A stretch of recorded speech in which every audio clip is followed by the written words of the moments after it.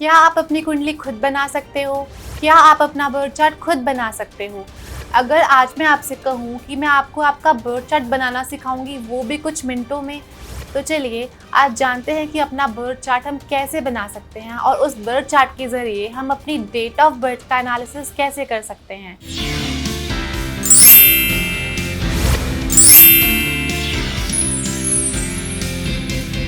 नमस्कार दोस्तों, मैं ऋचा दुआ, प्रोफेशनल न्यूमरोलॉजिस्ट, आज आपको बताऊंगी कि आप अपना बर्थ चार्ट कुछ मिनटों में कैसे बना सकते हैं और अपने बर्थ चार्ट का एनालिसिस कैसे कर सकते हैं। इस बर्थ चार्ट के ज़रिए आप अपनी स्ट्रेंथ और वीकनेस को कैसे देख सकते हैं। तो चलिए आगे बढ़ते हैं, लेकिन आगे बढ़ने से पहले अगर आप इस चैनल पर नए हैं तो इस चैनल को लाइक और सब्सक्राइब करना मत भूलिएगा, और अगर आपको कोई इन्फॉर्मेशन अच्छी लगी तो अपने दोस्तों और फैमिली को शेयर करना मत भूलिएगा। तो चलिए शुरू करते हैं, लेकिन शुरू करने से पहले आप लोग अपने साथ एक पेन और पेपर लेकर ज़रूर बैठिएगा और अपनी डेट ऑफ बर्थ को पेपर पर लिखिएगा। अब इस डेट ऑफ बर्थ का हम एनालिसिस करेंगे। तो सबसे पहले हम लोशो ग्रिड का रेफरेंस लेंगे। जैसा कि आप स्क्रीन पर देख पा रहे हैं, लोशो ग्रिड। अब इस लोशो ग्रिड का रेफरेंस लेके हम अपनी पूरी डेट ऑफ बर्थ को अपने नमैरो चार्ट में फिल करेंगे। फॉर एग्जाम्पल मैं यहाँ पर एक रैंडम डेट ऑफ बर्थ ले रही हूँ जो कि है 2 दिसंबर 1989, यानी कि 21211989। अब मैं इस लोशो ग्रिड का रेफरेंस लेके पूरी डेट ऑफ बर्थ को अपने नमैरो चार्ट में फिल करूंगी। अब जैसा कि आप देख पा रहे हैं, जो नंबर्स लोशो ग्रिड में जिस बॉक्स पर मौजूद हैं, आपको अपनी डेट ऑफ बर्थ के नंबर्स अपने नमैरो चार्ट में बिल्कुल उन्हीं जगह पर भरने हैं। अब आपने सारे नंबर्स अपने नमैरो चार्ट में फिल कर दिए हैं। अब आपका नमैरो चार्ट क्रिएट हो चुका है, लेकिन अभी भी दो ऐसे इंपॉर्टेंट नंबर्स हैं जो आपको इस चार्ट में भरने हैं और जिनको भरे बिना आपका नमैरो चार्ट कंप्लीट नहीं होगा। वो दो नंबर्स हैं मूलांक और भाग्यांक। अब मूलांक क्या है? मूलांक ना आपकी पर्सनालिटी की बात करता है। मूलांक आपके मूल तत्वों के बारे में बात करता है। ये बात करता है कि आपकी स्ट्रेंथ क्या होंगी, आपकी वीकनेस क्या होंगी। तो मूलांक को कैलकुलेट करने के लिए आपको सिर्फ अपनी डेट ऑफ बर्थ को लेना है और अपनी डेट ऑफ बर्थ को आपको सिंगल डिजिट में कन्वर्ट करना है। फॉर एग्जाम्पल जो हम डेट ऑफ बर्थ यहाँ पर लेकर चल रहे हैं वो है 2 दिसंबर। तो नंबर 2 जो है वो ऑलरेडी सिंगल डिजिट में है, तो इसको हम सिंगल डिजिट में कन्वर्ट नहीं करेंगे। लेकिन अगर किसी का डेट ऑफ बर्थ 2 डिजिट से निकल कर आ रहा है तो हम उसे प्लस करके सिंगल डिजिट में कन्वर्ट करेंगे। फॉर एग्जाम्पल अगर किसी का डेट ऑफ बर्थ इस 31 तो हम 3 + 1 करेंगे जो कि 4 के इक्वल हो जाएगा। तो यहाँ पर उस इंसान का मूलांक 4 बन जाता है। अब अगला जो मोस्ट इंपॉर्टेंट नंबर है वो भाग्यांक यानी कि डेस्टिनी नंबर। डेस्टिनी नंबर को कैलकुलेट करने के लिए आपको अपनी पूरी डेट ऑफ बर्थ को लेफ्ट टू राइट प्लस करना है। फॉर एग्जाम्पल जो यहाँ पर हम डेट ऑफ बर्थ लेकर चल रहे हैं वो है 2 दिसंबर 1989। तो आप अपनी पूरी डेट ऑफ बर्थ को लेफ्ट टू राइट प्लस करेंगे। 2 + 1 + 2 + 1 + 9 + 8 + 9 which will be equal to 32. Now 3 + 2 is equal to 5. तो इस तरह से आपने देखा आपका भाग्यांक जो है वो 5 निकल कर आया। अब बारी आती है मूलांक और भाग्यांक को आपकी नमैरो चार्ट में फिल करने की। तो जब आप मूलांक को नमैरो चार्ट में फिल करेंगे तो आपको ये चेक करना है क्या आपका मूलांक जो है वो सिंगल डिजिट से आ रहा है, डबल डिजिट से आ रहा है। अगर आपका मूलांक सिंगल डिजिट से आ रहा है तो आप फिर से इसको नमैरो चार्ट में फिल नहीं करेंगे। लेकिन अगर आपका मूलांक डबल डिजिट से निकल के आ रहा है, फॉर एग्जाम्पल किसी का डेट ऑफ बर्थ इज 28, तो 2 + 8 is equal to 10 and which is equal to 1, तो हम फिर से मूलांक को 1 वाले बॉक्स में भरेंगे।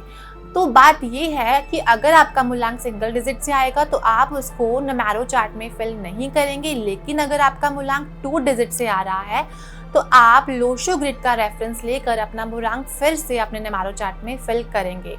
अब बारी आती है भाग्यांक की। तो भाग्यांक को आपको नमैरो चार्ट में फिल हमेशा ही करना है। अब आप देखेंगे कि आपका नमैरो चार्ट क्रिएट हो चुका है। अब नमैरो चार्ट क्रिएट होने के बाद मैं आपको बोलूँगी कि आपका बर्थ चार्ट इज़ कंप्लीट। अब हम उन नंबर्स को देखते हैं जो नंबर्स हमारे लोशो ग्रिड में मौजूद हैं। तो चलिए मैं आज आपको बताऊँगी एक एक करके उन नंबर्स के बारे में। अब जो नंबर 4 है वो रिप्रेजेंट करता है राहु को। अगला नंबर जो आपके लोशो ग्रिड में है वो नंबर 9 है। नंबर 9 ना मार्स का नंबर है, मंगल का नंबर है जो एनर्जी को रिफ्लेक्ट करता है। अगला नंबर इज नंबर 2। नंबर 2 चंद्रमा का नंबर है यानी कि मून का नंबर है। अब चलिए आगे बढ़ते हैं अगली रो में। अगली रो में जो पहला नंबर है वो नंबर 3 है। नंबर 3 जो है वो जुपिटर का नंबर है। उसके बाद अगला नंबर जो है 5 को हम मास्टर की भी बोलते हैं। नंबर 5 जो है वो रिप्रेजेंट करता है मर्क्यूरी को। और जो अगला नंबर आपके लोशो चार्ट में आता है वो नंबर 7 है। नंबर 7 ना केतु का नंबर है। अब जैसा कि आप लोग जानते हैं जो केतु है उसका सर नहीं होता, तो आप देखेंगे कि ऐसे लोगों की ना इंट्यूशन पावर बहुत स्ट्रांग होती है। अब जो अगला नंबर है वो नंबर 8 है। नंबर 8 ना सैटर्न को रिप्रेजेंट करता है, यानी कि वो शनि को रिप्रेजेंट करता है। और जो अगला नंबर आता है वो नंबर 1 यानी कि सन का नंबर है। और जो लास्ट नंबर आपके लोशो ग्रिड में बचता है वो नंबर 6 है। नंबर 6 ना वीनस का नंबर है, यानी कि शुक्र का नंबर है। तो इस तरह से आपने देखा जैसे कि हमारे 9 प्लैनेट्स हैं, इसी तरह से हमारे पास 9 नंबर्स हैं और हर एक नंबर एक प्लैनेट को रिप्रेजेंट करता है। तो इस तरह से जिस भी इंसान के बर्थ चार्ट में कोई भी नंबर आता है तो उस प्लैनेट की जो क्वालिटीज़ हैं, जो ट्रेट्स हैं, वो उस पर्सन में आपको देखने को मिल जाते हैं। तो चलिए अब हम बात करेंगे उस पर्टिकुलर डेट ऑफ बर्थ की जिसका रेफरेंस हम लोगों ने अपने एग्जाम्पल में लिया है। वो डेट ऑफ बर्थ जो है वो 2 दिसंबर 1989। अब आप देखोगे कि आपका जो न्यूमेरो चार्ट है वो क्रिएट हो चुका है। न्यूमेरो चार्ट में हमने वो सारे नंबर्स जो आपकी डेट ऑफ बर्थ में मौजूद थे वो हमने फिल कर दिए हैं और साथ ही साथ हमने इसमें मूलांक और भाग्यांक को फिल कर दिया है। लेकिन हमने इस न्यूमेरो चार्ट में मूलांक को फिल नहीं किया क्योंकि हमारा जो मूलांक है वो सिंगल डिजिट से निकल कर आया है और हमने भाग्यांक 5 को अपने मिड वाले कॉलम में, मिड वाले बॉक्स में फिल कर दिया है। अब आप देखोगे कि आपका birth chart is ready to view. अब जैसा कि आप इस न्यूमेरो चार्ट यानी कि बर्थ चार्ट में देख रहे हो कि आपके पास 2 लाइंस कंप्लीट हो रही हैं। जो फर्स्ट लाइन है वो 951 की लाइन कंप्लीट हो रही है और जो अगली लाइन है वो 258 की कंप्लीट हो रही है। तो अभी तो मैं आपको डिटेल में नहीं बता पाऊंगी, लेकिन इसका पूरा डिटेल एक्सप्लेनेशन मैं आपको अपनी कमिंग वीडियोस में दूंगी। अब जैसा कि आप देख पा रहे हो आपके इस बर्थ चार्ट में 2 लाइंस कंप्लीट हो रही हैं। जो पहली लाइन है वो 951 की है और जो दूसरी लाइन है वो 258 की है। अब हर लाइन का ना अपना अलग सिग्निफिकेंस होता है, हर प्लेन का अपना अलग फीचर होता है। लेकिन अभी के लिए आप देखोगे ना जो यहाँ पर 2 लाइंस कंप्लीट हो रही हैं, यानी कि 2 प्लेन्स कंप्लीट हो रहे हैं, वो 2 प्लेन्स हैं 951 एंड 258। जो 951 का प्लेन है वो आपकी विल पावर को दिखाता है। वो दिखाता है कि आप कितने स्ट्रांग हैं, आपकी विल पावर कितनी स्ट्रांग है, आप बार बार गिरने पर कितनी बार उठते हैं। और जो अगला प्लेन है 258 वो आपको दिखाता है कि आपकी प्रॉपर्टी की जो लाइन है वो कितनी स्ट्रांग है, आप कितनी प्रॉपर्टीज़ बनाएंगे या फिर आपको कितनी प्रॉपर्टीज़ हेरिडिटरी मिल रही हैं। तो बेसिकली इस बर्थ चार्ट में आपकी 2 लाइंस ही कंप्लीट हो रही हैं। तो इस तरह से ना हमारे पास टोटल 8 प्लेन्स होते हैं और हर प्लेन का अलग फीचर होता है, अलग क्वालिटी होती है। तो जब आप अपना न्यूमेरो चार्ट बनाना सीख जाएंगे, अपना बर्थ चार्ट आप खुद से बना पाएंगे, तो आप अपनी क्वालिटीज़ को जज कर सकते हैं। आपकी क्या स्ट्रेंथ है, आपकी क्या वीकनेस है, आप इस तरह से निकाल सकते हैं और उस पर्टिकुलर थिंग के ऊपर अपना काम कर सकते हैं। तो चलिए हमने आज सीखा कि अपना न्यूमेरो चार्ट कैसे बनाया जाता है।